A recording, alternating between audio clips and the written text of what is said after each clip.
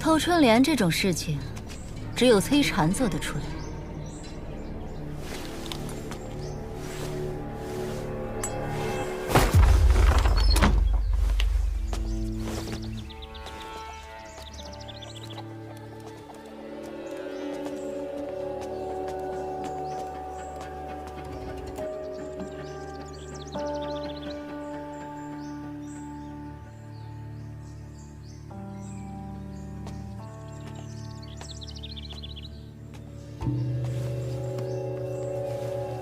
这些书在大离京城市价多少？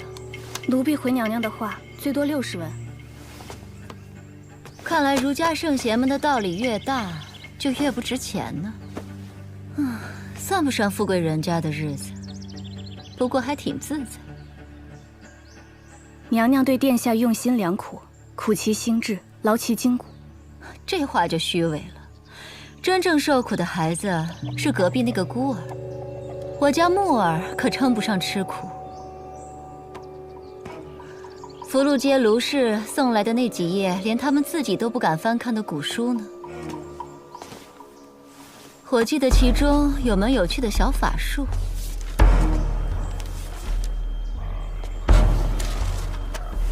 天地相通，山壁相连，软如杏花，薄如纸面。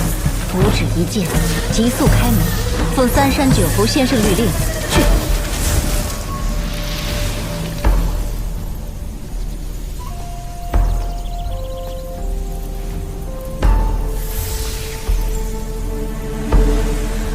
有意思，书中记载神通与当今几派术法差异很大。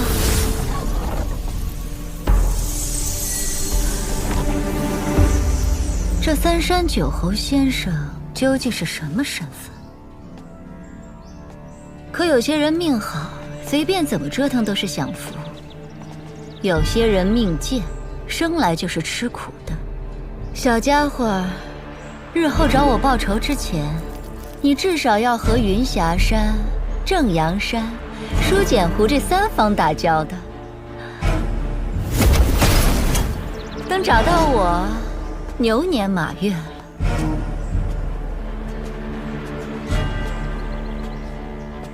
记得把锁修好，还有里面那个。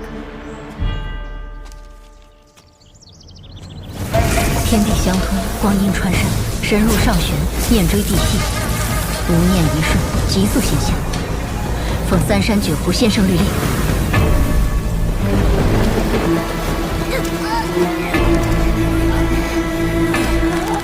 因为你违背了大姨娘的誓言。我家木儿几句玩笑话，算得了什么？你一个小贱种的誓言，又值得了几个钱？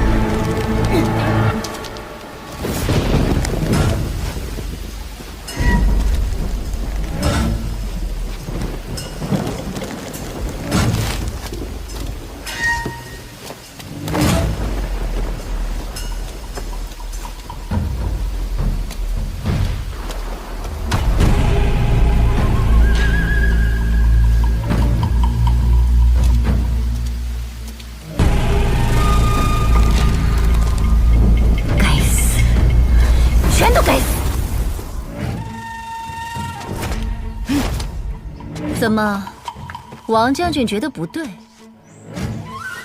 虽然不知更多的内幕，但动辄杀伐，我确实觉得不对。不愧是归降卢氏王朝的头号猛将王义府啊！8进5人说话就是硬气。王将军是讲道理的人，如今身处一个阵营，别一言不合就打打杀杀的。我很不喜欢，不过这人呢，总是会把菩萨心肠当成天经地义。不如将王将军舍了性命尊严也要保护之人送入皇宫，或是教房司如何？娘娘说得对，属下只是断己之权，不敢乱废。属下知错，全凭娘娘谕旨，万死不辞。今天我要2颗人头落地。一颗是上任督造官宋玉章的脑袋，另一颗嘛，就是这间屋子的主人陈平安。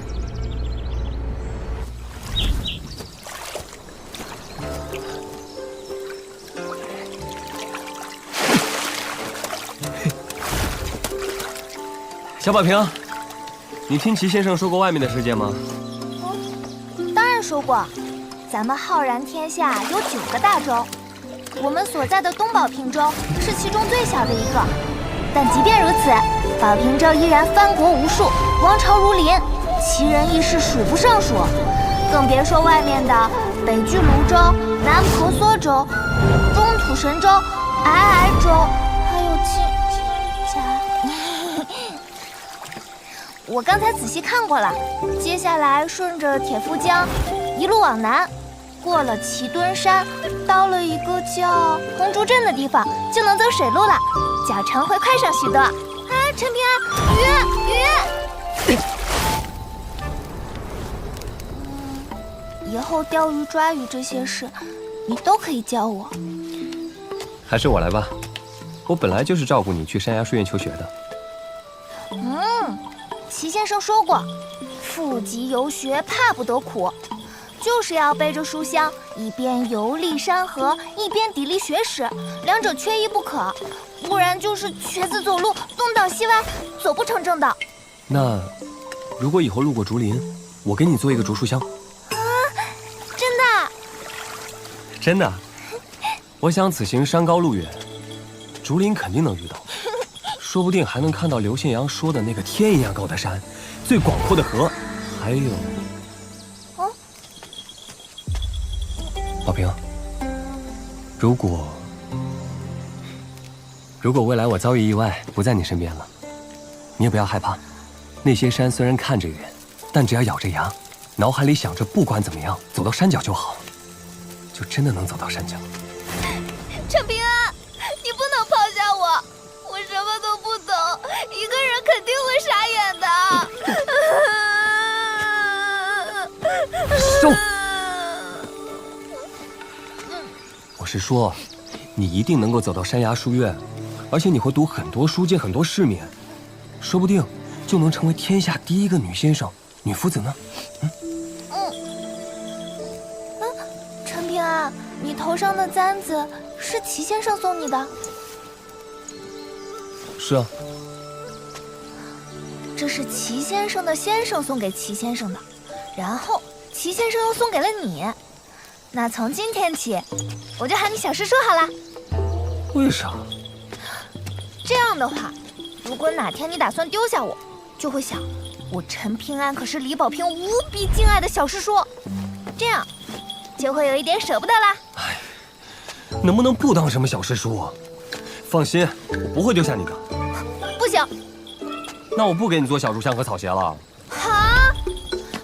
师承哪有不给我做小竹箱和草鞋的小师叔啊？爹，那个泥腿子凭什么跟小姐这么亲近啊？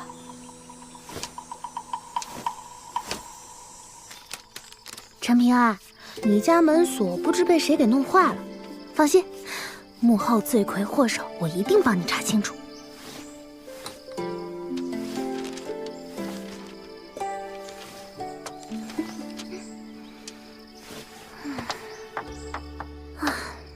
爹，你给陈平安找的剑修到底行不行啊？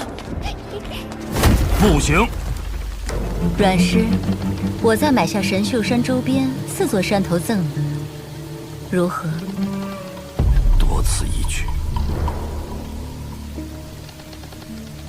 你为何执意杀陈平安？不惜花费如此大的代价，以至于让他离开大黎边境再下手也不行。圣人面前无虚言。我家木儿马上就要进入大黎京城，到时候会有一场大计元将，为免节外生枝，扰他心计，我必须尽早斩草除根。阮氏只管开价，只要你肯点头，我甚至可以说服陛下，为阮姑娘将来正大大开方便之路。不但我本人，就连国师崔禅、藩王宋长敬，都可以为阮姑娘正大助一臂之力。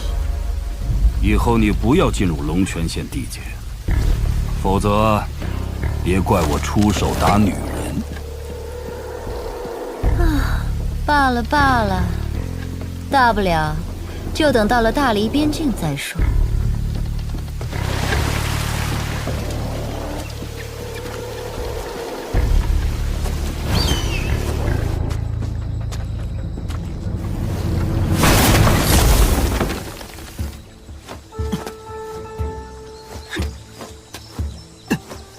爹，我们要躲到什么时候？既然小姐不想我们跟着，就见机行事。怎么，不服气？难道忘了是谁把你教训了一顿？我可是武道2级，要不是当时在小镇，你不许我运转气机，我一只手就能撂翻他。那个少年境界虽然不如你，但底子比你扎实。除非是点到即止的切磋，否则你赢不了他。而且当初人家还不忘拉你一把，换做爹，不给你加一瓦片，就算厚道的了。所以说他是傻呀。咱们二公子说过，妇人之仁，活不长久。爹，朕要领一响，保护小姐。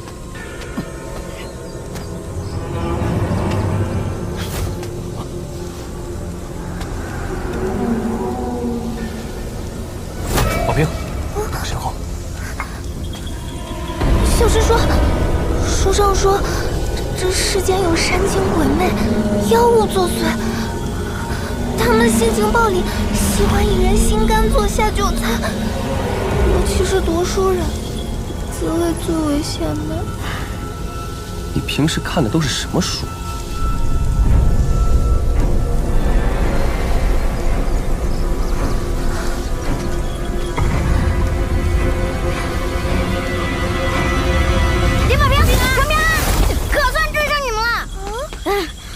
怀林守一，怎么是你啊？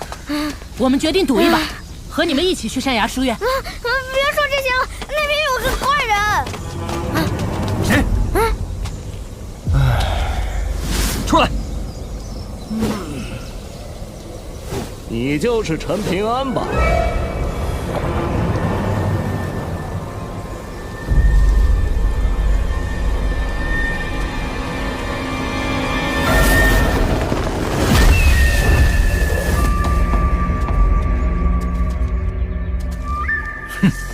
故意绕开主路，专挑这等险地。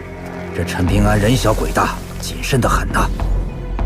不过是志同把戏。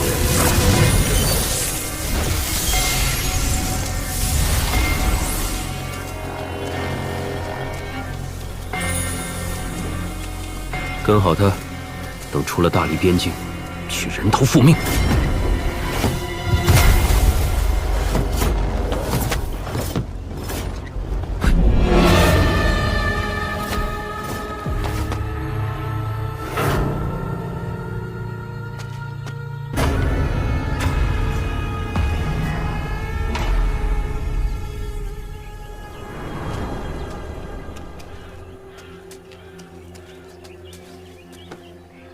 没有外伤，皆是被浩然罡气震碎经脉而死。动手的定是名武夫，走的还是霸道至极的路子。想必是娘娘飞书中提及的圣人阮琼。无妨，出了大黎地界，他便有通天的本事，也不敢阻拦了。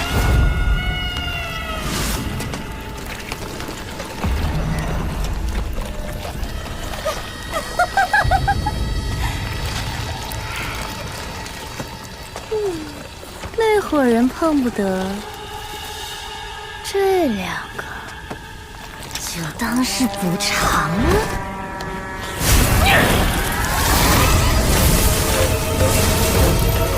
不要打草惊蛇，速战速决。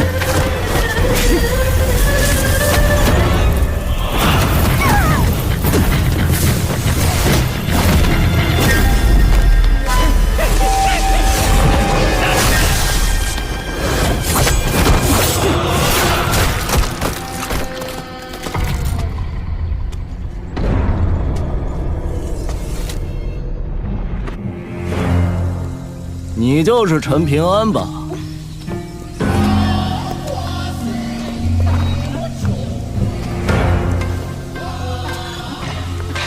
你好，我叫阿良，善良的良。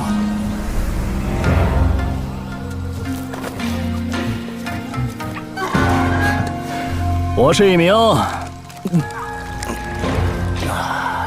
剑客。剑客？暂时找不到配得上我的剑，所以只好以此代替，用来羞辱天下用刀之人。别这么严肃，自己人。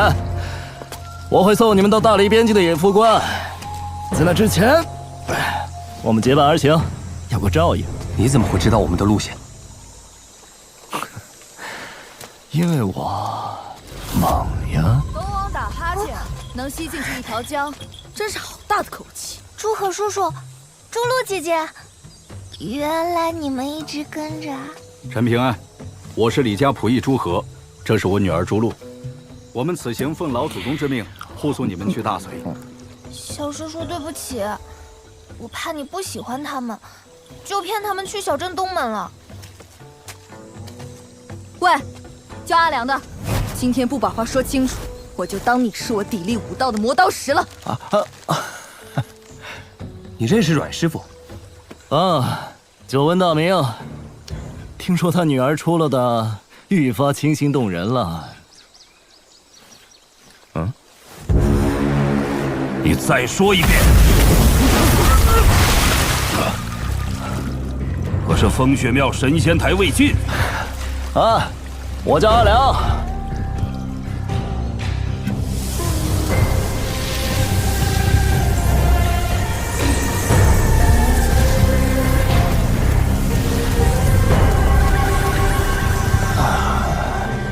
能不能借我喝两口？记得还我。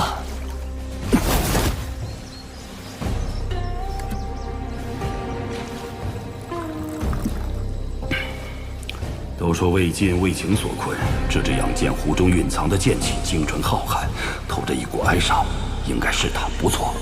更何况以魏晋的修为，想要从他手上杀人夺宝，那此人的境界岂非登顶？陈平安，你可以放心，他是我从风雪庙请来的帮手，会送你们去到大理野夫关。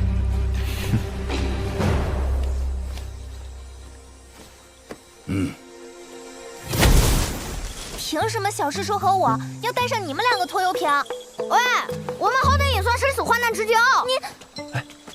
石春家和董水井确定不一起吗？他们都有了好去处，只有我俩不跟你们混，那可就真当乞丐了。那就一起动身。哦，太好啦！走喽，走，快呀，快呀！哎呀，倒霉孩子，下来！你算哪根葱啊？我是你失散多年的爹，亲爹。难道这小王八蛋的爹娘真有一段不可提及的伤痛往事？哈哈，上当了吧？跟我斗！哎呦，谁且小那么多呀？阿良，你要是考虑把驴子送我，我回头让我娘改嫁，咋样？小笨蛋！不听不听，我们念经。小王八蛋，笨蛋，你是不知道我的厉害。是吗？你有多厉害？剑道至高境界，无剑胜有剑。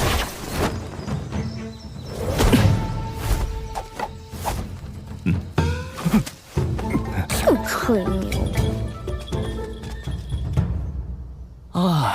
想当年，我一人独战10大妖王，只见我一招云龙出海，霎时间天地色变；又见我一招长虹贯日，如入无人之境，杀的那大妖是跪地求饶。再比如这招跳灯看剑，此招一出，那是地动山摇，风云变化呀！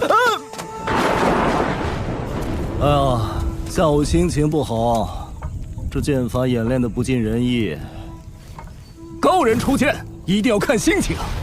我俩不才，大风大雨才有兴致，出剑能快到水滴不沾身。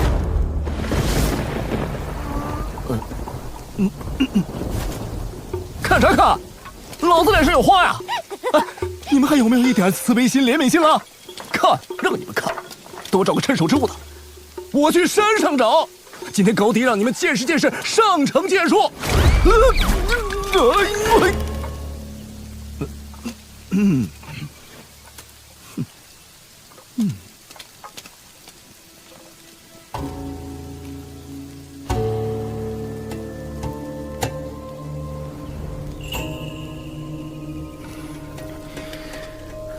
我去找他。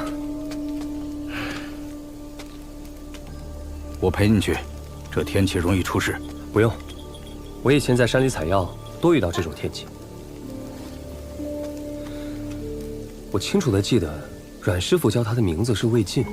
不可否认，这2天他很有意思，但也很有问题。他的身份总要弄清楚才行。朱伯伯在这里照看，我才能放心。多加小心。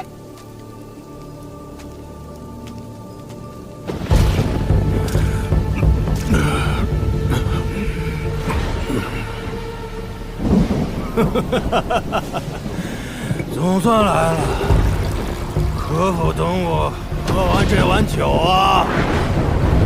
娘娘，那个倪萍巷少年是殿下的心结，他该死。但宋玉章是皇上钦点之子的官员，建造廊桥有功，为何要杀他？小镇廊桥，风生水起4字有多少笔画，就有多少宋氏子孙在此凄惨枉死。既然宋玉章知晓了此事内幕，那他就必须死。可真正让他必死的，另有其事。能不能帮我捎一句话给宋继新啊？如今应该叫宋牧了。说那个叫宋玉章的家伙，这么多年一直都想跟他要一副春联儿。真当他是你的私生子了？你这不是找死是什么？宋牧是他私生子的传闻闹得人尽皆知，他宋玉章非但不知收礼，还敢对宋牧流露出父子真情，真是该死。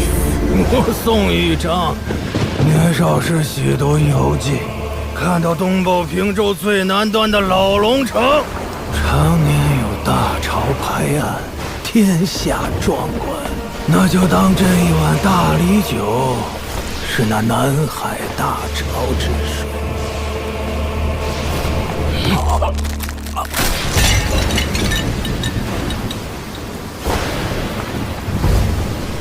原来读书人也有大好头颅。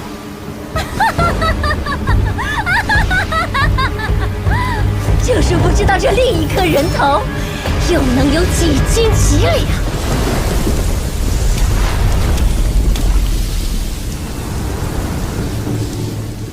阿良，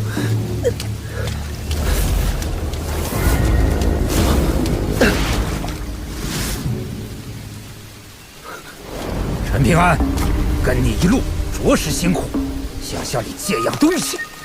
你跟踪的那个废物，纯废物而已。不瞒你说，如果你留在那个武夫身边，或许还能再多活几日。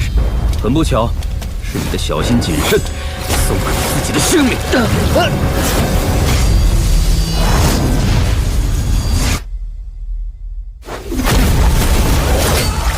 一个7境武夫，一个8境修士，围杀一个5到2境少年，有点意思。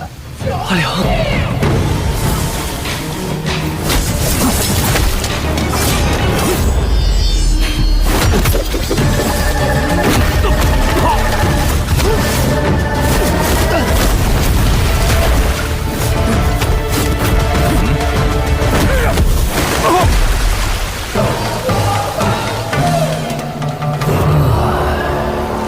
别留手，用全力！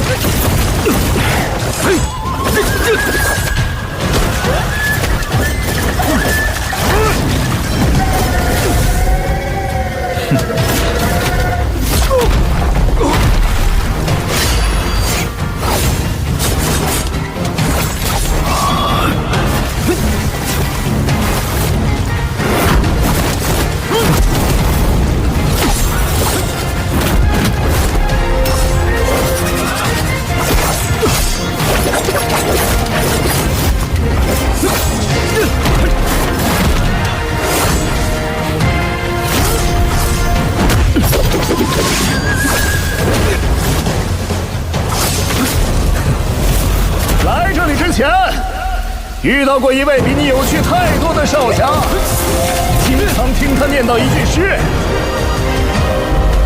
野夫怒剑不平视，磨损胸中万古刀。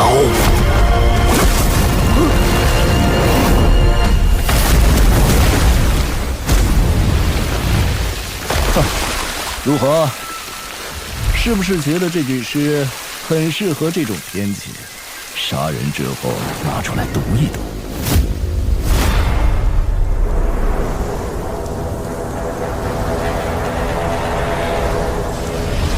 阿良临走前有说什么吗？他说要去见一位少年，那个少年拿走了一件他志在必得的东西。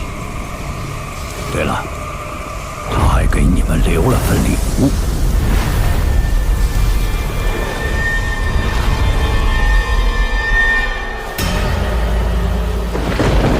我来找你，是为了你头上的那根簪子。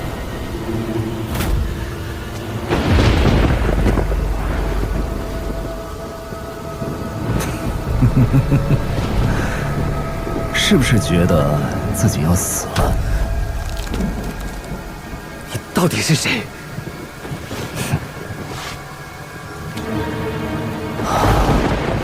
我叫阿良，善良的良。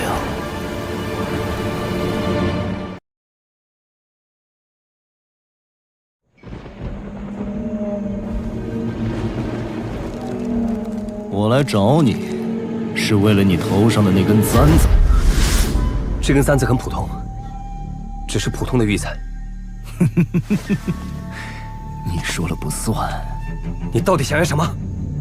你能不能放过他们？退一万步说，那根簪子是寻常的文人事物，也不属于你。退一百步说，那可是齐敬春保存了这么多年的东西。我不相信没有暗藏玄机。如果只退一步说，那就更厉害了。它甚至可能是一只文脉星火相连的幸运。陈平安，你觉得戴在你头上合适吗？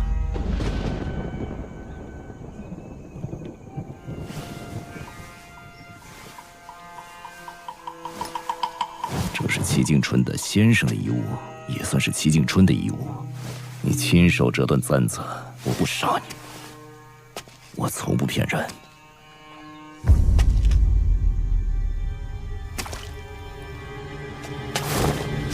还真有点像。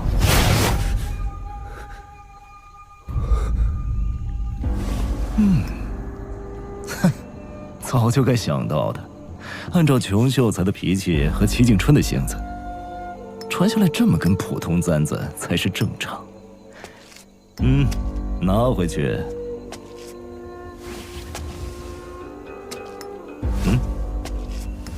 以后别做傻事，哪有死物比人的性命还重要的？活着，就是这天底下最大的道理。不管怎样，活着就有希望。记住，以后不管遇到什么，都不要对这个世界失去希望。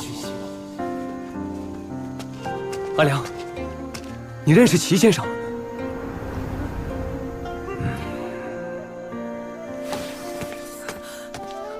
阿良，你教我剑术吧。左师兄说不过我，就动手打我。崔大师兄装模作样拦架拉着左师兄，但我瞧得可清楚了，他的手早就悄悄松开。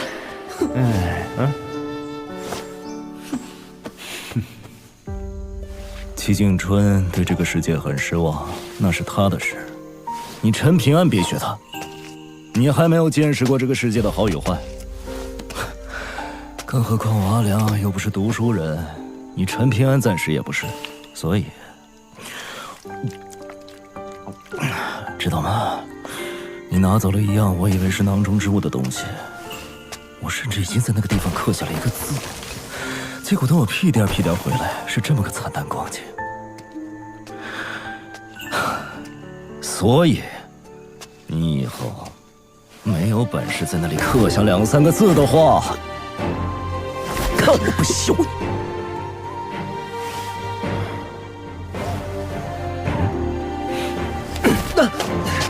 阿良，你能不能说些我能听得懂的话？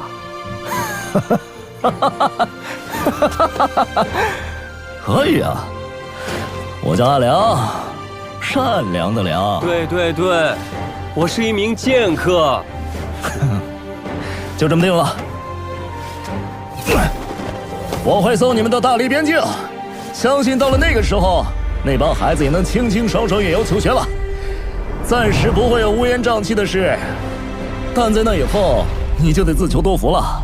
能不能带他们走到大翠山阳书院，能不能活着回到大理龙泉，全看你自己本事。阿良，谢谢你。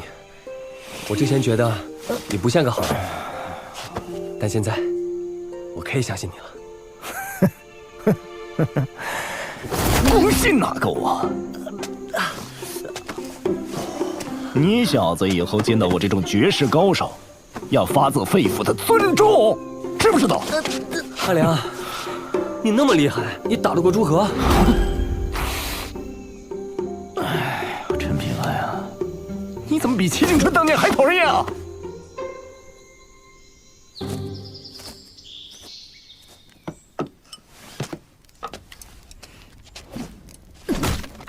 哎，阿良，陈平安说你昨天晚上上山拉屎去了，因为这样就可以不擦屁股。是陈平安说的啊？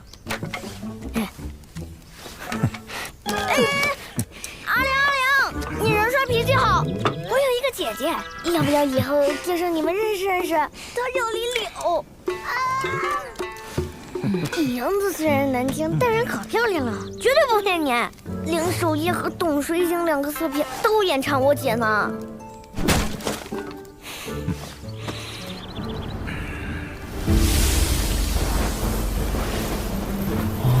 难怪这臭小子走了这么久，脚底板连个水泡也没长，看来从小就被高人打到体魄。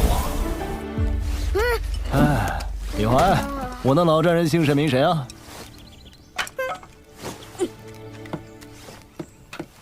他爹叫李二，小镇出了名的酒鬼混子。李怀没少因为他爹被人嘲笑。小兔崽子，身在福中不知福呀！有心事啊？要不要喝一口？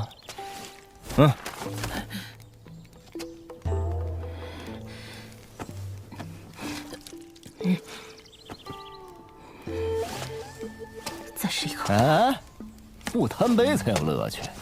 什么好东西？我也要喝。哎呀！哎，去，滚一边去！阿良，干你娘！前年年夜饭我就用筷子偷偷蘸酒喝了。再说，我从小就被我爹丢在药酒桶里暴打的。别担心，跟我说这个。小师叔只是太忙了，他会记着的。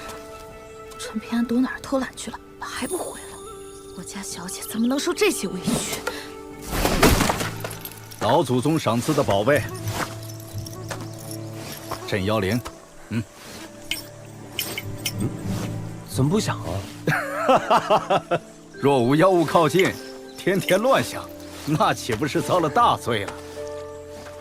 朱和叔叔，你找我来，是有什么话想说吗？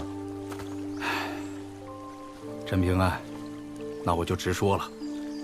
因为搬山园的事，你和朱露有些误会，请你不要放在心上。这次护送，不敢说我们本事有多高，对宝平小姐，绝对是一片忠心。我明白的，有你们在，我就放心了。这少年不但体魄坚韧，心性更是稳重有细，难怪能正面硬抗那道半山猿。换作是我，恐怕没有这般胆量。舒和叔叔，陈平安，五人生境，没有生死一切的历练，注定是早不然的。若无法一鼓作气往上攀登，就只会消磨意气，再而衰，三而竭，彻底断了登顶之路。呵，陈平安，你身子骨打得很不错，一点不输给那些在药罐子里泡杂的后发子弟。如今逆势泥胚境，马上就能跻身五夫的第二境——木胎境了。这股好不容易聚起来的气，别轻易散了。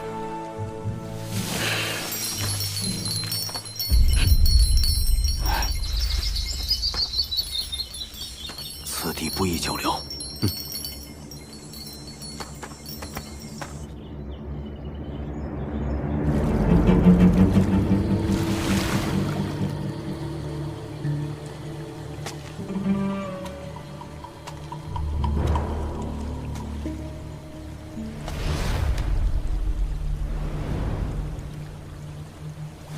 怎么说？两人皆是一刀毙命，经脉皆碎。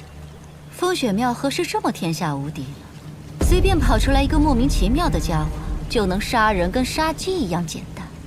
杨花，报上他们的名字，死人也有名字。是，李侯武道第7境宗师，胡英林第8境修士，兼修飞剑和道家符箓。两人20年间从未失手，更是为娘娘出生入死，为我大黎立下汗马功劳。好啊！我记得那齐敦山黑白子彼此厮杀吞噬已持续100年，如今不知道怎么样。仅剩1黑1白2紫，吃人无数，是否需要礼部出马围剿清肃？不必，留着有用。是，我倒要看看你有多大本事。我想杀一人，还没人能拦得住。小师叔，那边有竹林，好看吧？小宝瓶，马上入夜了，再好看的竹林也不能过去，要小心。怎么又是鱼汤啊？小兔崽子，别挑三拣四的。那如果以后路过竹林，我给你做一个竹书香。李宝瓶，小师叔已经很好了，要知足。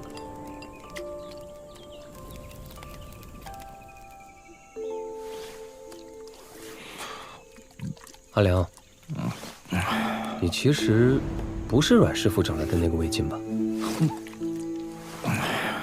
那家伙九品奇差，哪有我半分潇洒？我教了他一手上乘剑术，那小子茅塞顿开闭关去了。嗨，葫芦是酬劳，毛驴嘛，我帮着照顾而已。练武之人不能喝酒的。嗨。阿良，这次远游大隋，其实我很怕自己做不好。哎呀，你做的已经足够好了。这一路上你就没有睡过踏实觉，不仅要守夜，还要磨刀喂驴，更要计算每一个人的脚程，还要提前打探路线。光是生火做饭，这帮小崽子们就众口难调。哼，换成是我，早撂挑子了。唉，可你陈平安也只是个屁大点的孩子呀。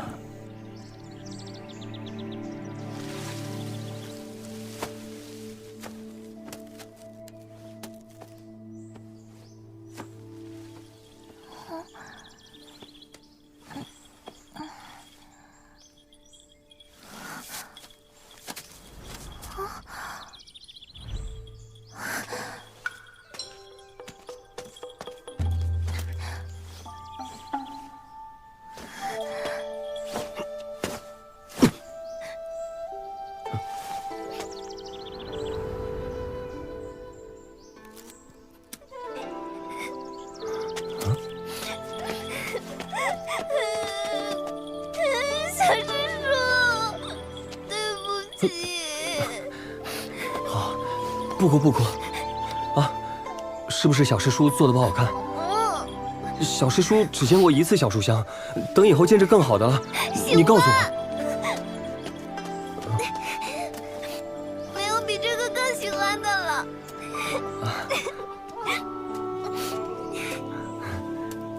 果真是人心如花木，既向阳而生啊！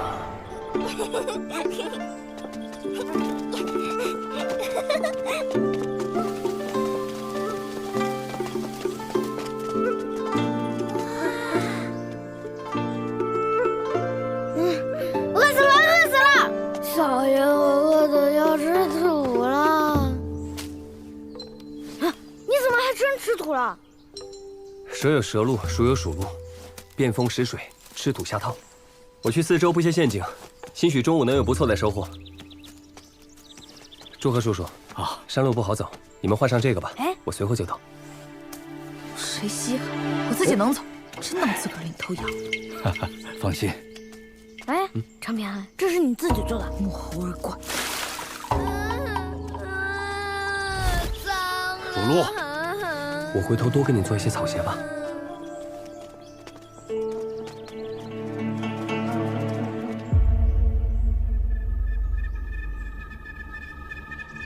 我虽已知五夫五境，但从未离开小镇，欠缺实战。若真要对付古怪东西，怕是悬。为保万一，只能如此了。分离经山神符一张，脚踏魁罡二字，合其一口，可向山神土地借取一山，气与地连。啊，这张符箓可承受不起月子的重量，我劝你起个别的月子得了，省得请神没成，还惹恼了山神。阿良前辈，这茄墩山真有那土地或是山神盘踞，为何还有这么重的阴煞气息啊？谁跟你说山神土地就一定是好人呢？小师叔呢？小师叔怎么还没回来？啊！阿良前辈，你去找陈平安，我继续完成这道搓壤成山诀，如何？好。啊，那你自己小心啊。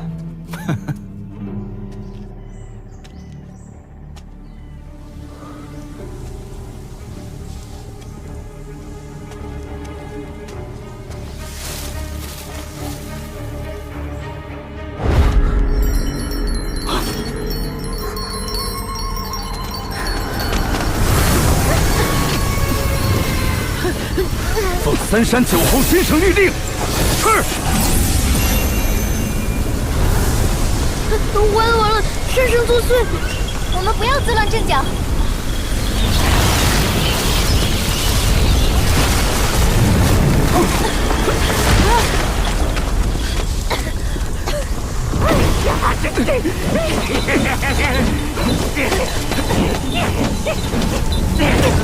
干你祖宗18代！大点本事没有，害人算你最厉害。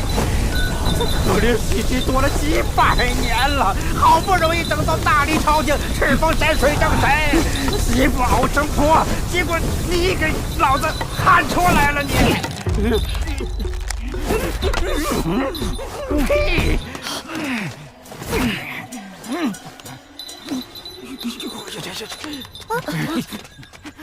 有本事自己去杀那对畜生啊！啊！你在躲谁啊？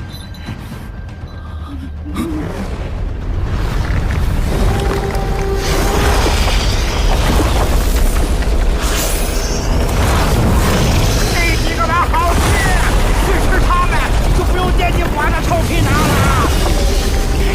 你也配不土地神人？老天爷真是大爷！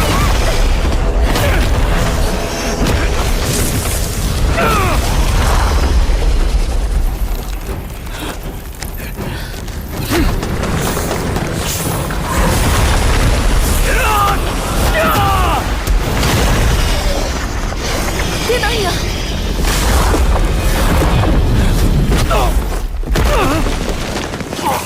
爹，出错吧！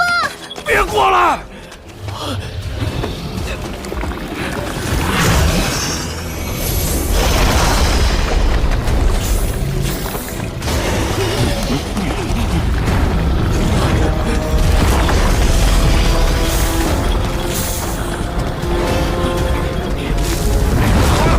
我毕竟是土地神器之一，你吃了我，将来那些山水正神一定会给你下绊子的。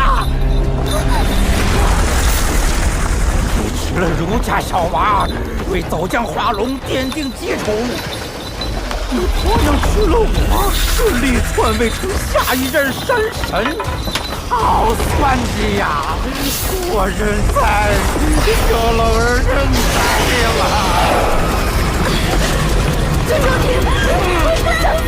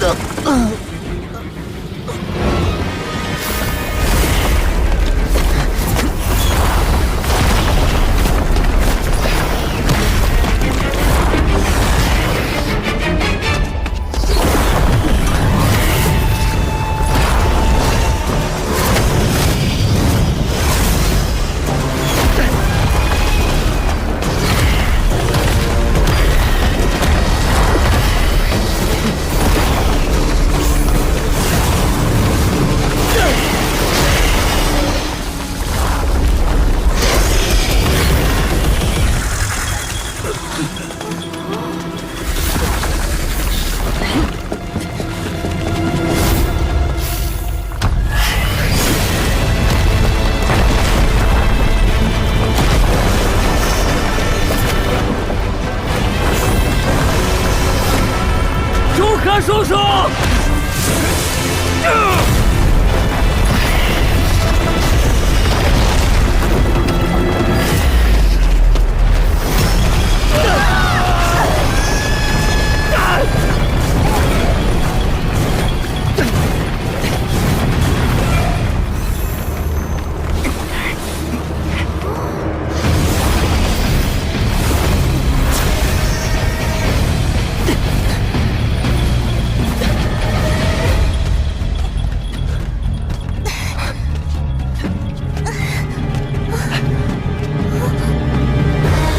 没完没了啊！爷爷，我让手，没啥滋味呀！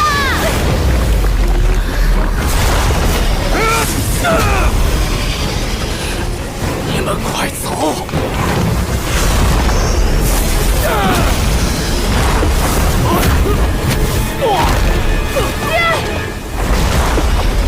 宝平，在这里不要动。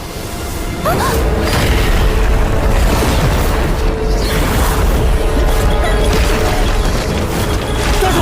别放手！朱洛，保护宝平！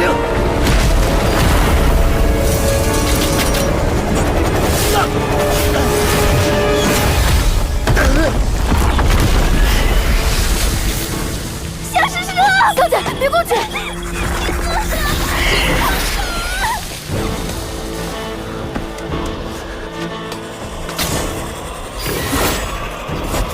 来呀！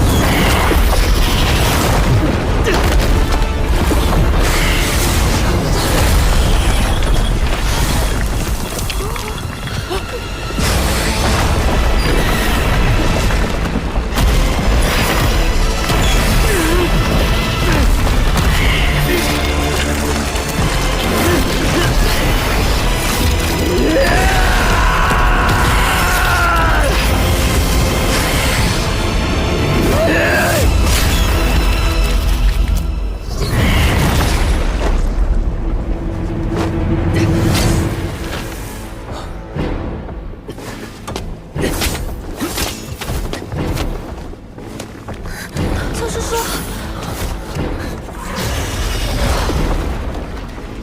他为什么回去了？不对，这两条蛇灵智已开，为何不来援护？他们好像不为吃人，像是在拖延时间。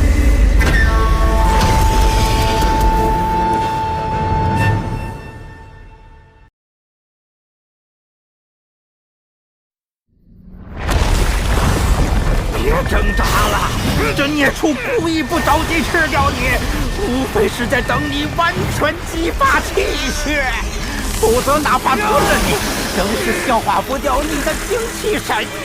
要晓得，那才是真正的大补之物。束手束脚，窝囊是死，不如放开手脚，痛快一战！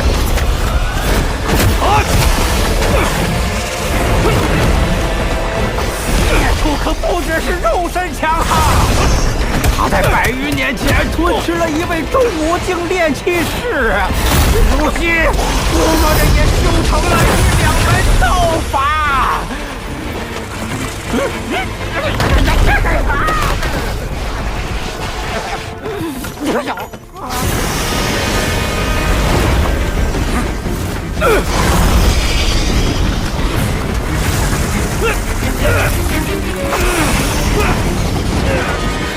快，把此诀踩平，我就能不受此符束缚，助你们一臂之力。快呀！再犹豫就来不及了！难道你们要眼睁睁看着自家长辈历劫战死吗？朱露，别去，他们有可能起火了。两条孽畜全都不拦你，就是想让你踩掉那个字。你动动脑子！一会儿的，阿良前辈呢？他怎么不来救我们？我不管，我要救我爹，我要救他！你们根本就没有人在乎他的生死！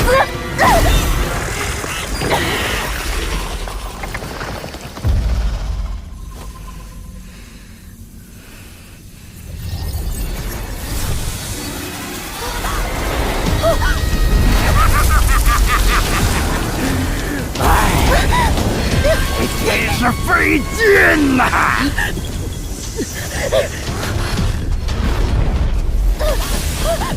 救父心切，理解，榆木脑袋，同情。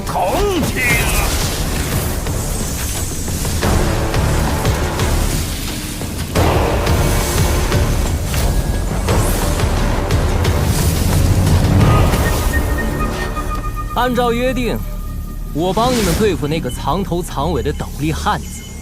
至于这些家伙，随便你们处置。骗人！你骗人！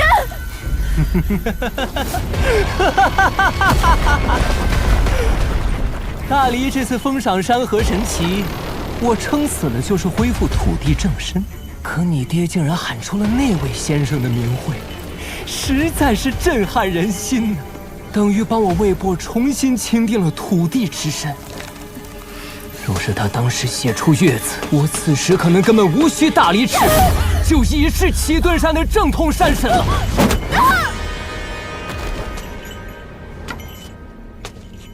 那个阿良呢？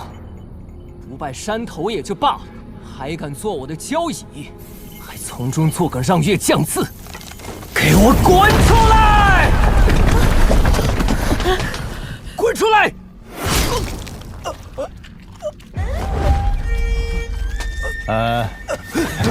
你找我？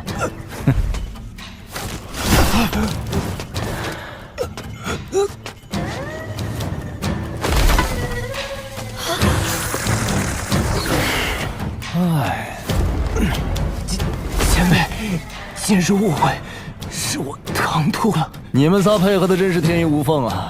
尤其是那张狂的笑声，很精彩，我喜欢。都别动！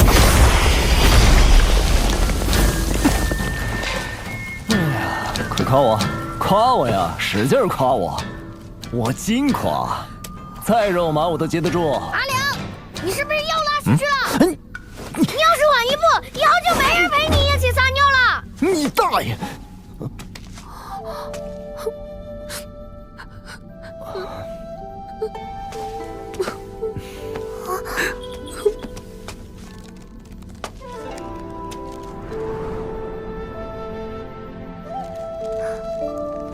小师叔，不打紧。爹，慢点。大难不死，必有后福啊！爹，您别说话了。多谢阿良前辈出手。到了红烛镇，请你喝新酿的杏花春。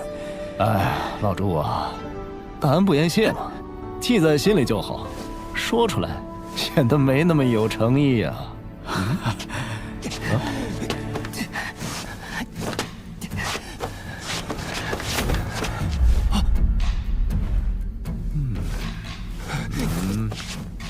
坑见大姐，不要再戏耍小的了，杀了他们！为什么？他们跟我无缘无故、无冤无仇？无缘无故，那两条畜生差点吃了我们，此人更是幕后的罪魁祸首。你明明有这份能耐，为何不做？这两条孽畜怎么就杀不得？哎呀，你这口气倒像是我未过门的媳妇儿啊！不行不行，我其实喜欢年纪稍微大一些的，我喜欢这样的。你不可理喻！鹿儿，不可无礼，一切交由阿良前辈自行处置。好啊，那我就说了算了啊！老话说得好，做人留一线，日后好相见。可害我受了这么大惊吓，没有一点补偿就不合情理了。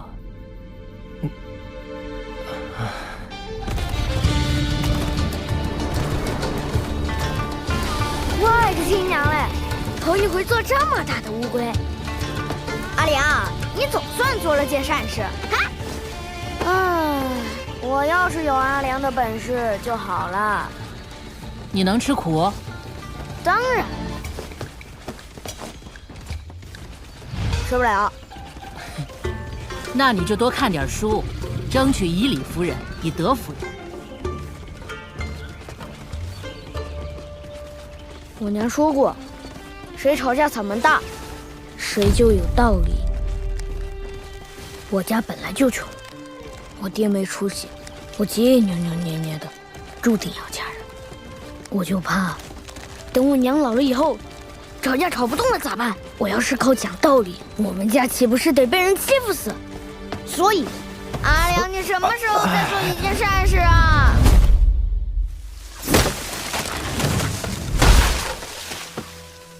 这李怀不得嘚瑟死，到头来反而我们保平的小竹乡最普通了。这片竹林算是他魏部的老底子，积蓄了100年的山地灵气。如果我是他，宁可多舍弃些竹子，换心中畅快。对于我来说，胸中那口气是否纯粹，要远远强过积蓄什么山地灵气。哎，之前跟你说的那件事，考虑的如何了？我会试一试。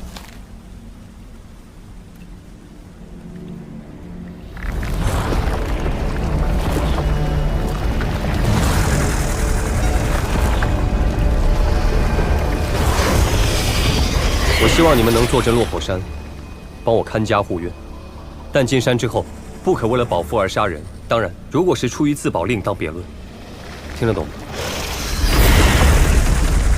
除此之外，我还有4座山头，但目前被圣人阮师傅借走了3座。离珠洞天虽然落地，但气数萦绕，你们应该懂得近水楼台的道理。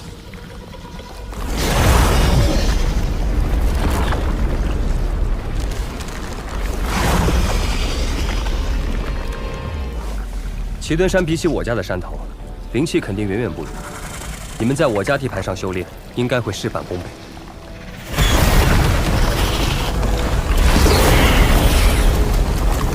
你们是阿良降服的，他愿意放过你们，我不好说什么。但如果我有阿良的本事，你们敢惹我，敢当着我的面胡乱吃人，今晚的宵夜就是炖蛇肉。别插手，祸兮福所倚，福兮祸所伏。他陈平安是有，你也是有。大仙，这是何意？哎呀，我的宝贝们呀！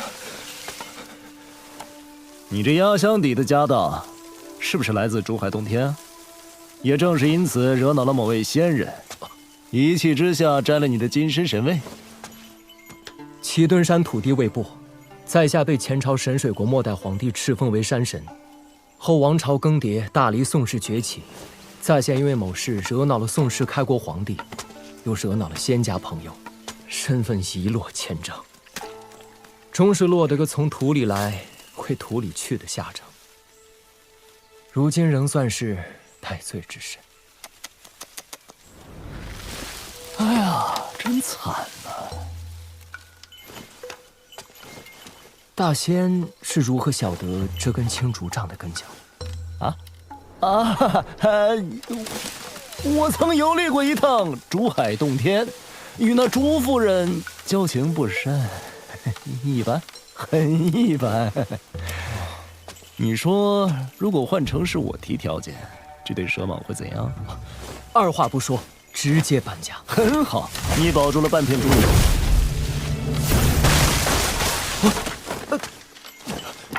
大仙息怒，大仙息怒。我听说这对蛇蟒本是神仙棋盘上的黑白子，黑子是屠大龙的关键，所以知道进退，志向深远；而白蟒只是一颗弦子，行事便完全顺从本心。那你还敢让他孤身赴会？你猜他陈平安会不会求我出手啊？那肯定啊，没人会拿自己的命开玩笑。好啊，我们打个赌，我赌他会求，你赌他不会。那要是我输了，你输了，剩下的半片竹林就没了。我还会把你打回原形。敢问大仙，小人赢面有多少？1/10。1%。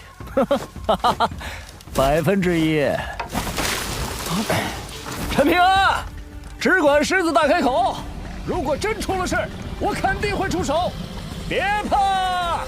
大仙，这下我岂不是半点胜算也没了？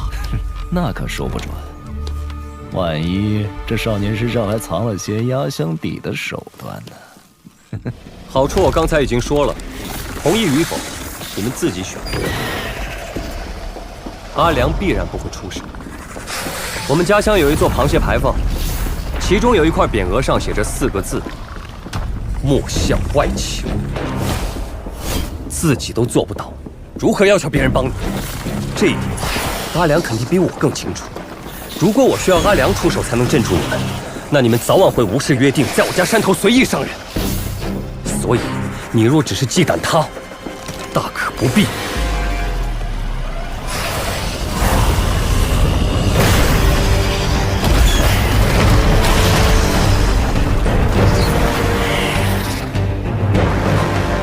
你真的不救他，会死人的。让他自己选择。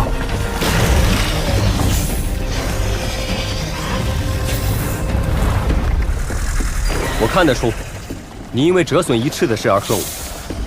但既然你听得懂人话，也希望你能通人性。答应与否，你只需要点头或者摇头。丑话说在前头，若不答应，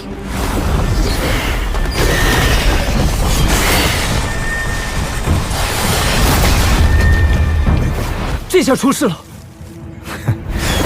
那也是他自己选的。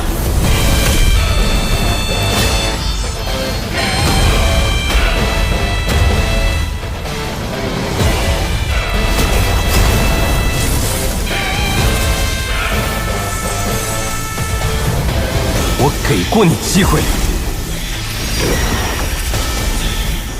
进来！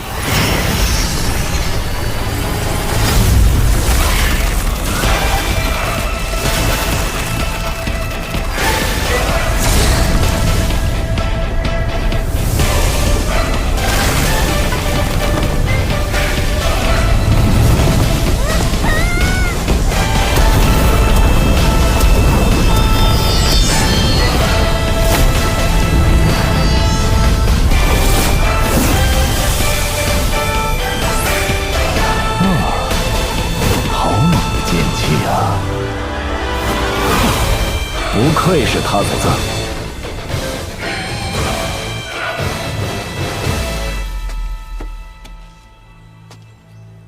哎，他的内胆你吞了便是，增长200-300年的修为不在话下。不过接下来去落魄山的事，还需要陈平安再问你一次吗？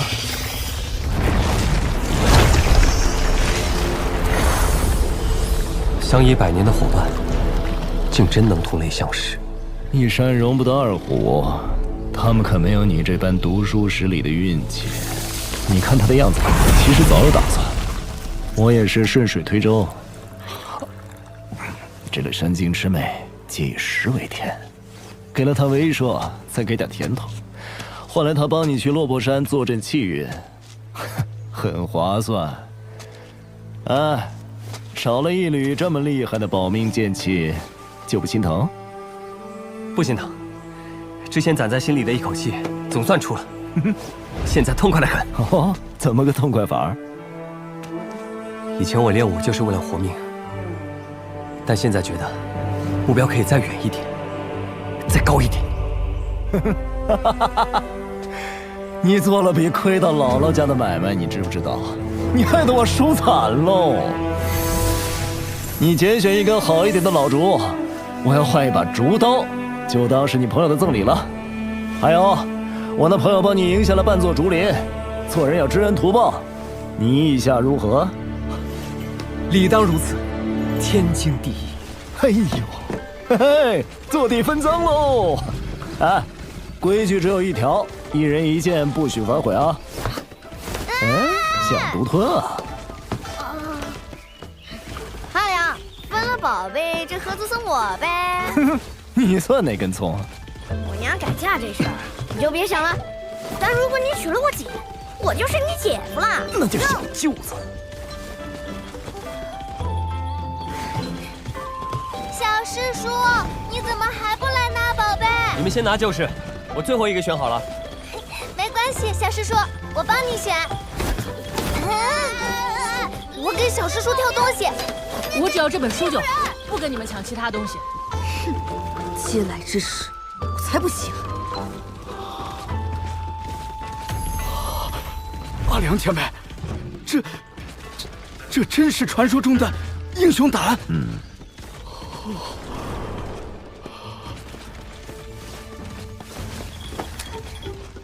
这是我给小师叔。哎，你收下吧。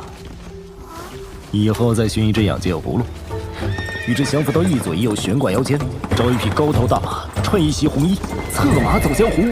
哼，哎呀，谁不喜欢这样的姑娘呢？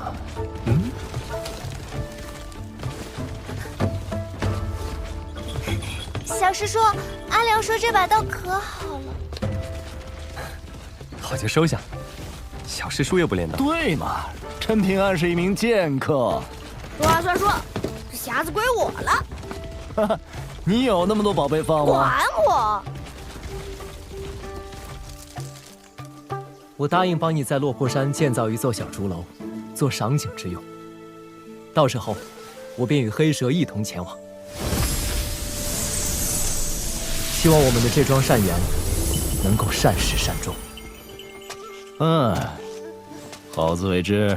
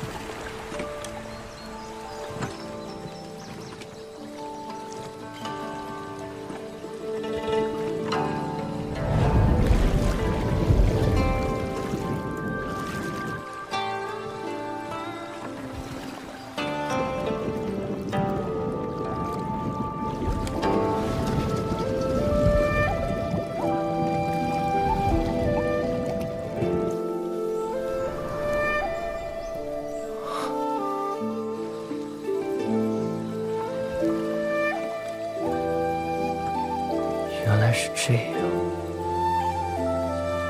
前尘已矣，新生可期。他如此，我便放心了。福祸相依，不过如此了。真是一叶障目，不见泰山。我的眼界终年被宝贝竹林所困，看不到人间因果，心境更是浑浑噩噩。现如今甚好。甚好啊！感谢阿良前辈帮我解开心结，破去魔障。你知道那少年当时为何不喊阿良出手吗？甚至不惜浪费了那道极其贵重的保命手段。莫向外求。是啊，我曾是神水国的北岳正神，后来神水国覆灭，我身份一降再降，沦为如今连证明都没有的土地，更与你们黑白二子结为恶邻。纵容你们的恶行。我本求借着大离重新册封山水正神的机会，恢复土地正身，却从未想过，自古名山待圣人，圣人不来又何妨？我自可潜心成圣。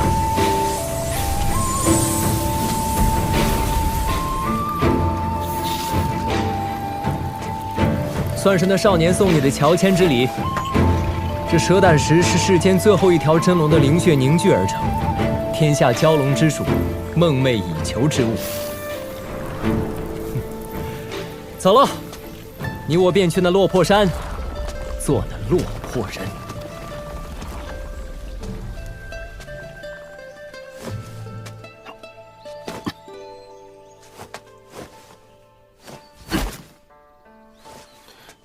阿良说祁敦山的竹子很珍贵，要不要小师叔再给你重做一个，跟李怀他们的不一样？不要，这可是天底下最好的小书香，而且我给它取了个名字，叫绿衣。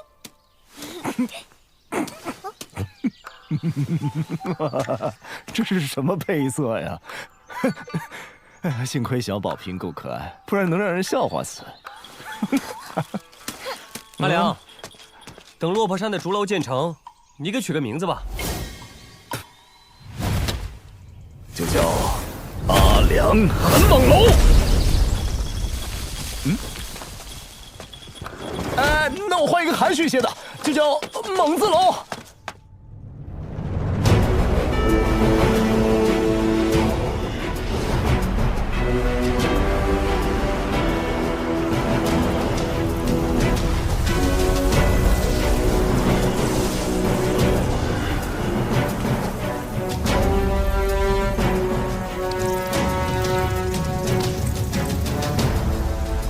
听说那人是陈平安找来的帮手。不管他是谁，既然破坏规矩在先，那我大黎就要跟他讨一个说法。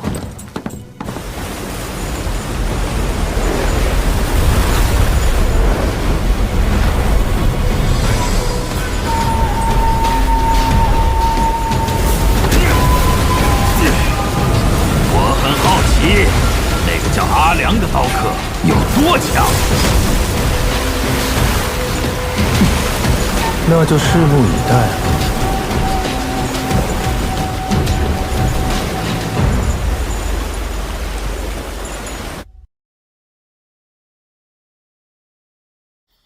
朝廷密令，方圆千里之内的山水正神、土地河婆、城隍阁和文武两庙神祇，形成四方围剿之势。且要出手截杀一位名叫阿良的佩刀男子。若有人畏敌不前或故意隐藏实力，事后一律打碎金身，限制除名。我等生前已为大黎战死过一次，如今得享香火数百年，就算拼了金身碎裂，也要让那狗胆恶僚于此受首。红竹镇城隍拜见吏部郎中大人。此次围杀是各位建功立业的大好时机。如今我大黎铁骑的南下脚步势不可挡，一旦版图扩张，只会空出更好更高的位置来，所以就有劳诸位了。定当全力以赴。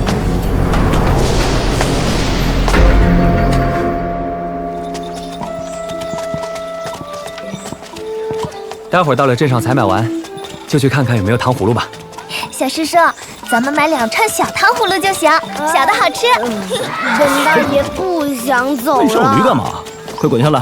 老子数到3啊！ 3，我就不。小兔崽子又屁眼了驴是吧？都没叫，你给我叫什么？爹，山野境内通常无法靠近封禁的城镇，对吧？那应该可以松口气了。行了，走。你们呢？高老爷，我们请大人行个方便，通融通融。没有护戒官文就滚吧！还不快滚！妨碍关隘通行，依大黎律，杖20。我家老祖宗没交代过此事，护牒官文我更不懂是什么东西。爹，护牒官文是通过关术时必备的通行证，大黎军法赏罚分明，要么极轻，要么极重。咱们老百姓跟这些兵野起冲突，占不到便宜。哎，等一下，干什么呢？护牒官文，挺上道。干你娘的阿良！本大爷要宰了你的驴！放下他们！等一下，高老爷，我们是从大黎龙泉县来的，请问护牒官文哪里可以补办？这郡县堪舆图只有1州刺史衙署才有资格存档秘藏。说，你怎么会有？真是阎王好见，小鬼难缠。小师叔，怎么办？看来逃不掉了。不是吧？真的啊？且慢！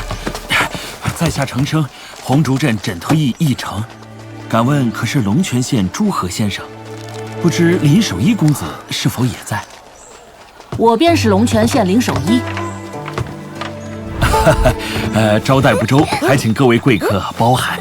都是战场上退下来的老卒，脾气死犟，朱先生不要跟他们一般见识。啊，这些是你们各自的书信家书，早已送至我们枕头驿。林公子，这是你的信。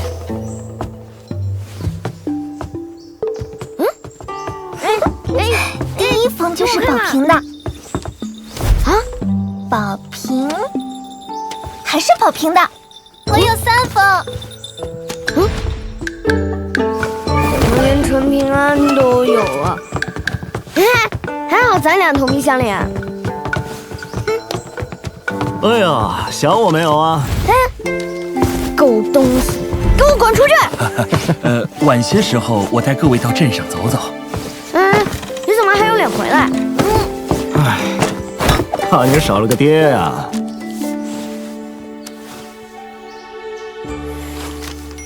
小师说，那个……如果有不认识的字，我会问你的。好。放开，放开！大哥真是的，对我随手抓的小螃蟹、小怀蚩照顾得那么上心，就不知道多关心关心我，也不知道他会不会被二哥欺负。竹乐姐姐，二哥提到你了，他说亲眼见到了之前跟你提过的大离烽燧传递信号的太平火，像是一条火焰长龙，很壮观。姐姐，公子还说什么？不得无礼，要叫二公子。爹，你怎么这么古板？说的可多了，你慢慢看吧，别弄丢就行。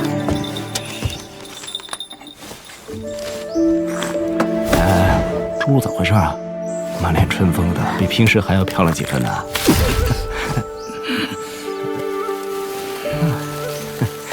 家家有本难念的经啊。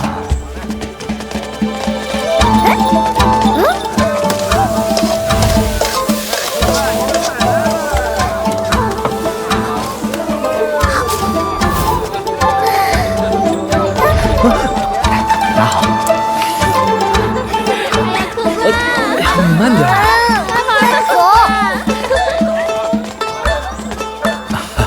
各位可在此许愿祈福。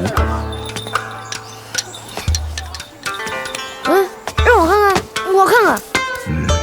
阿阳，你这次丑绝人寰，还不如陈平安呢。也没比我好多少。喂，如果有一天你在一个很出名的地方做了一件很出风头的事情，你会刻一个什么字？我会刻自己的姓氏吧。真俗气，比起我刻的那个字差远了。也正常，毕竟像我这样的奇男子，凤毛麟角啊。小师叔还可以刻我的名字，比如宝瓶的瓶。如果可以多刻几个，那就刻上心爱姑娘的名字。那你可祈祷他最好只有2个字喽，毕竟我那个字就已经占尽天下之大风流了。陈平安，你居然有喜欢的姑娘了！是谁啊？我只是说如果。对了，阿良，你到底刻了个什么字啊？我那个字，铁画银钩，天下无双，比什么浩然、雷池好上太多。这里是让男人敬仰，女人腿软，天地都震颤的猛。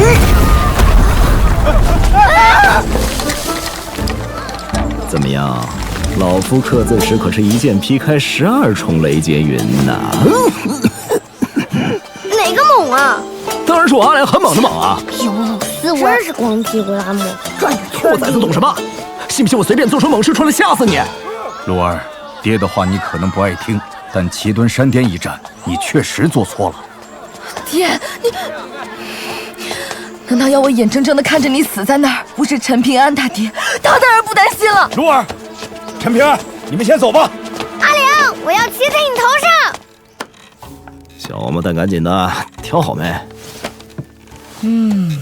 本店书籍概不还价，是赚是赔，全凭眼力。小师叔，我想好了。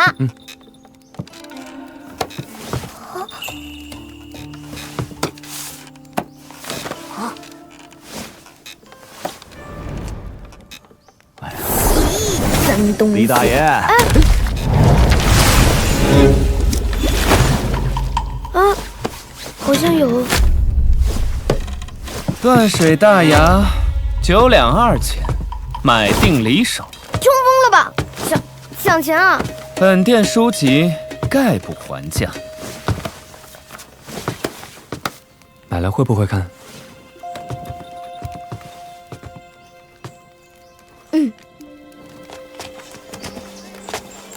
哎，不给自己买一本啊？我字还没认全呢，买书做什么？阿良，那书铺的主人怎么感觉有点古怪？相比这个家伙，真正的麻烦还在后头。不过跟你们没关系。阿良，啥意思？书店才出多少血啊？浮水湾那些画舫才是真的销金窟啊！啊？啥是画舫？就是说，我们读书人不去那些烟花之地。哼，我们保平当真是护校师叔，天下第一啊！走。啊，走，赏景去。浮水湾是镇上最热闹的地方，最近恰逢灯会佳节，各位真是赶巧了。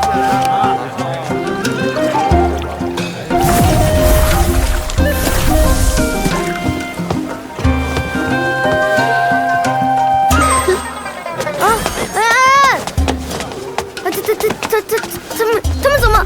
小兔崽子，就会窝里横啊！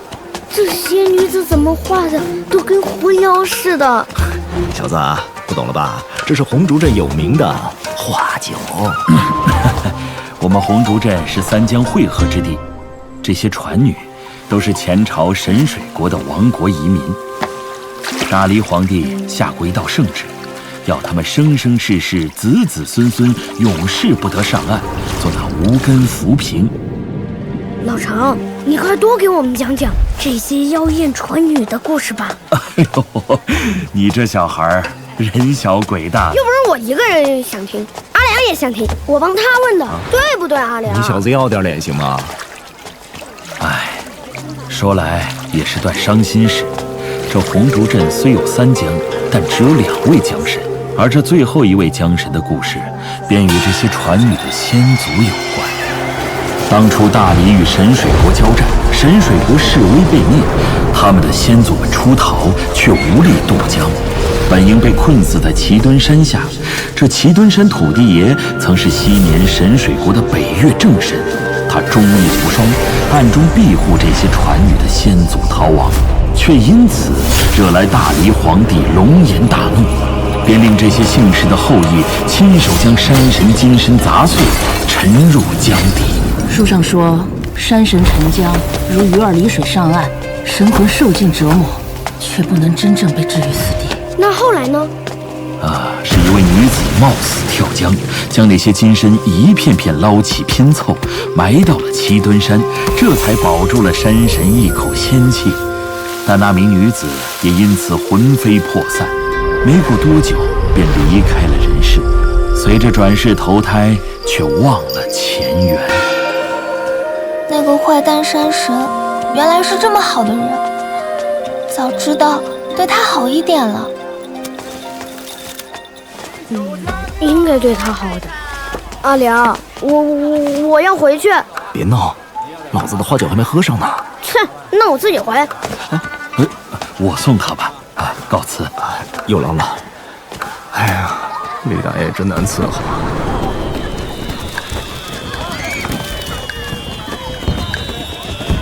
鹿儿，找了你好半天。本来想买把匕首，路上防身用。爹之前严重了，你别过意不去。没事的，爹，我确实看不起陈平安，但一路走来，我也知道自己为什么不如他了。哦，二公子说过，命好的人躺着也能享福，命不好的人来这世上就是遭罪。他陈平安命不差，至少不用喊别人小姐、公子。前辈，你说陈平安他平时这么抠门，为何买书时又这么大方？对自己人大方点没什么。再说了，他这买卖也不亏啊。那本断水大牙是不是很值钱？有些年头了，怎么都该值个几千两银子吧？难道小镇以外的世道，钱才是最不值钱的？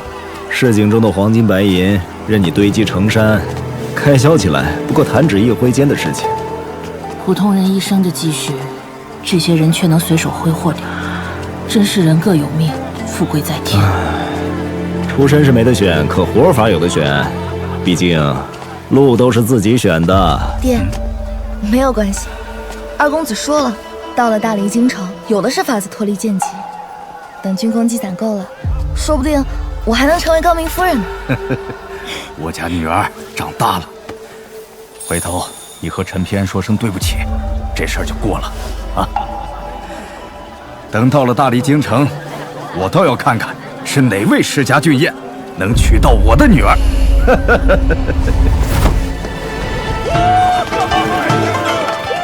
这位仙子新面孔，何等娇艳动人啊！女儿仙子，选我，选我！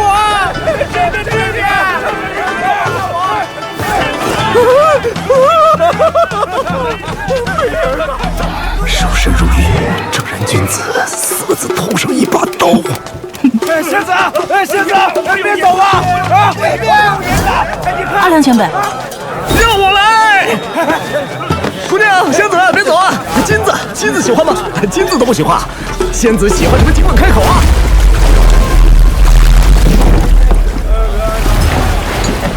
金子自然是喜欢的，但你不喜欢。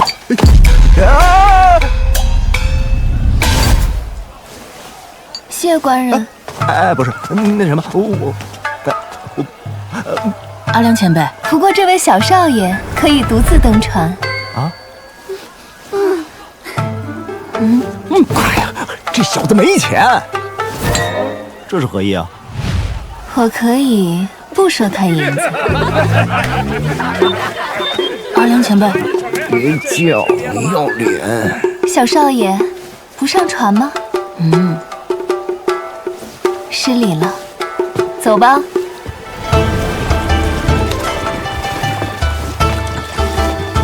哎，白给的都不要，你小子没救喽！阿良前辈，莫非你是专程在等他？那妇人难道就是所谓的麻烦？哼，一时兴起而已。我只是想知道，这张渔网到底有多大？这边，小师叔发现没？那买完能不能给我剩点？哎呀，小师叔一直在看那本大礼，要买就买那本。反正这都是我全部家当了，这是我写的私房钱，不够的，你来凑。怎么感觉这么瘆人啊？好像有鬼。那名斗笠男子已经身处杀局之中，东南西北退路均已被堵死，更有大理守门人坐镇。你不用出手，用你豢养的那几尾清明鱼盯住他就行。这么大阵仗啊！我区区一个生意人，更帮不上什么忙了。几条清明鱼而已，换来的可是大好前程。这是你们大人物的风浪，我们这种小鱼儿，能讨个安稳日子就够了。安稳日子过久了，听不懂好赖话了。磨磨唧唧，弯弯绕绕的，有你没你都差不多。我丑话说前头，胆敢走漏消息，一律打碎击沉。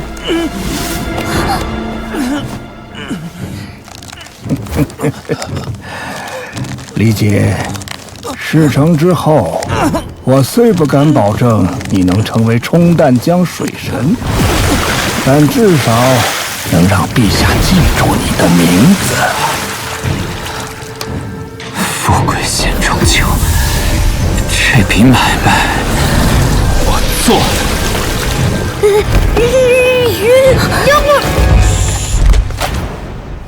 谁？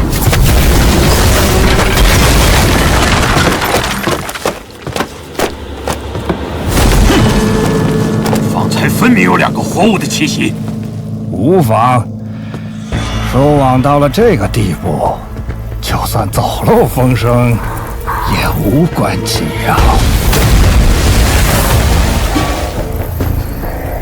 宝平，真的有鬼！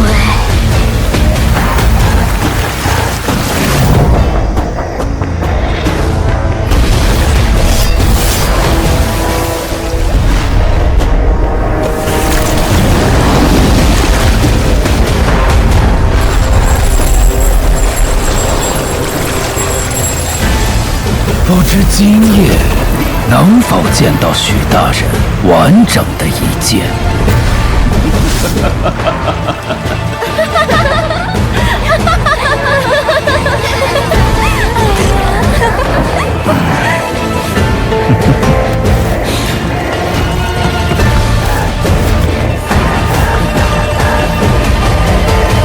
好，进来吧。遮掩掩，你们大黎就是如此待客的？墨家游侠许若，久闻阿良前辈大名，晚辈特意来请教一件。好啊，我正好想听你说道说道，这大黎到底是怎样一个大黎？你找我有事？陈平安，之前是我太冲动了，是的。你的好意，我心领了。陈平安，七墩山上的事情，我想跟你说一声。对不起。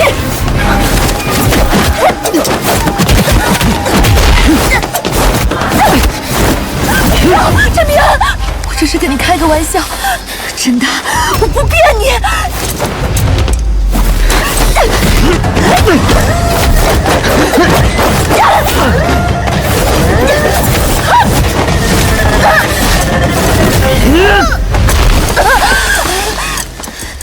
我眼神很好，刚才看你第一眼就觉得不对劲，但我没想到你真要杀我。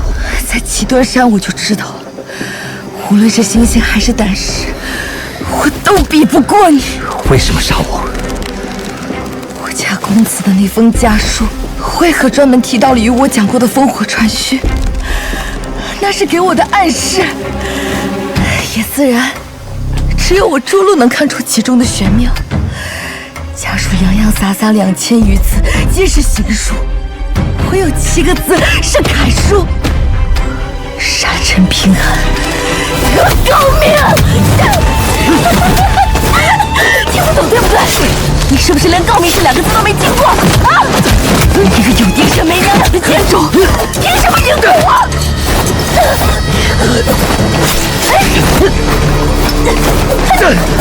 凭什么？我爹要我跟你道歉！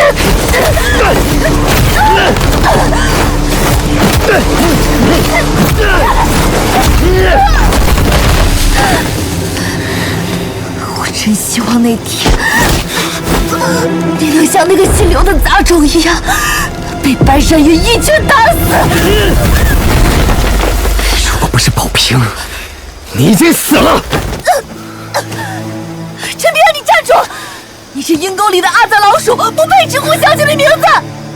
你一直在引诱我出手杀你，是想让你爹没有选择的余地，对不对？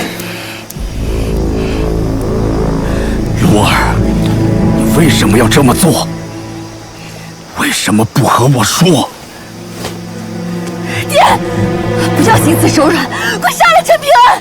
以小姐的脾气，如果知道我对陈平安动手，就算我不死，也会把我废了的。爹，我求你了！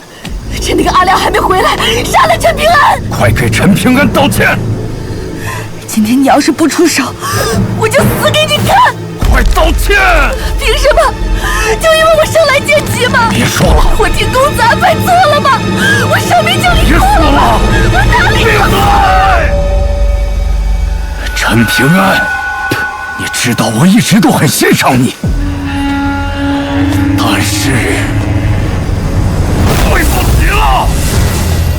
没关系，路都是自己选的。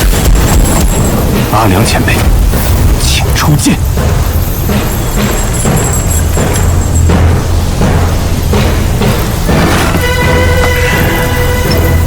太慢，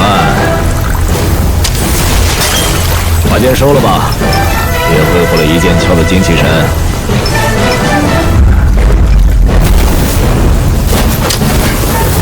真是个呆子。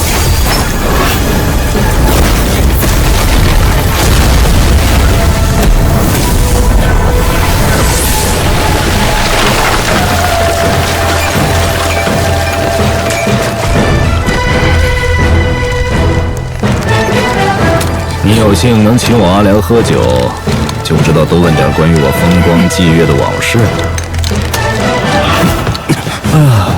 坏了坏了，前辈尽管放开手脚便是，在下生死自负。我像是在担心你吗？这是剑气，怎么会这样？既然你们做出了选择，那么该我了。剑来！